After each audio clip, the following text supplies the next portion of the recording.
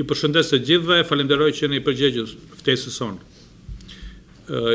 Sepse ju jeni ata që më së afërmi gjatë këtyre javëve keni përcjellur, transmetuar atë që kanë ngjarë dhe po ndodhet në relacionin Komuna Ulqinit, Qeveria Malizi. Respektivisht kryeministri lidhur me investimet megaloman të paralajmëruar në plazhin e Madh, nga ana e kompanisë Eagle Hills të Mohamed Allabar, nga Emiratet e Bashkuara Arabe, investimi i cili bie ndesh me ligjet dhe dokumentet në fuqi në Maltezi.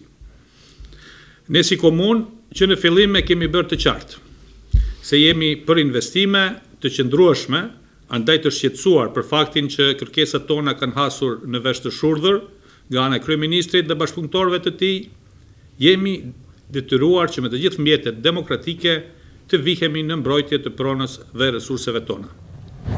Ky qytet ka nevojë për zhvillim, por jo në dëm të integrimit urban, mjedisor dhe social. Andaj vlerësojmë që transparenca dhe dialogu do mbeten parimet tona udhëheqëse, që në fillim kemi pasur përkrahjen pa rezervë të sektorit civil në Maltezi, të cilët unë i falenderoj në emër të qytetarëve të Ulqinit. Ndjej obligim që të falenderoj për vizitën në Ulqin, shqetësimin, qëndrimet dhe përkrahjen që na ka dhënë presidenti Malizi, zotri Jakuf Milatović, i cili marrëveshjen e miratuar në parlament e ka kthyer përsëri në shqyrtim për shkak të lëshimeve dhe mangësive që parlamenti. Marrëveshjen mund të miratoj në ditën e vijim. Po ashtu shqetëson fakti që nuk janë përfillur as rekomandimet që janë dhënë nga Këshilli për Politikë të Jashtme të Parlamentit Evropian. Bile edhe sot kemi deklaratën e presidentit të Bashkimit Evropian, zoti Antonio Costa.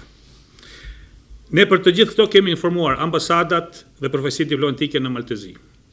Me fakte dhe argumenta kemi folur në trupat e kuvendit, por edhe kemi protestuar para parlamentit. Por si shihet, qeveria është vendosur që marrëveshjen e paralajmëruar të realizojë e këtë dëshmon vizita e zotit Allabar këto ditë në Podgoricë.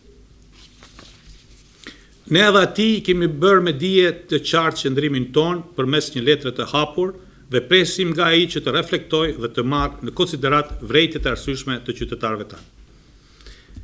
Prandaj ne jemi përkushtuar që këtë çështje ta shkojmë deri në fund. Andaj nesër në orën 11, të gjithë subjektet që participojnë në Kuvendin e Ulqinit kemi rënë dakord që të organizojmë protestë njëorëshe në pikën kufitare Sukobin dhe në Kruç në drejtim të Tivarit dhe me këtë të dëshmojnë që Ulqini dhe qytetarët e tij janë kundër marrëveshjes dhe investimit të paralajmëruar të tillë. Kjo bëhet që ky aktivitet për t'i treguar investitorit qartë qëndrimin tonë.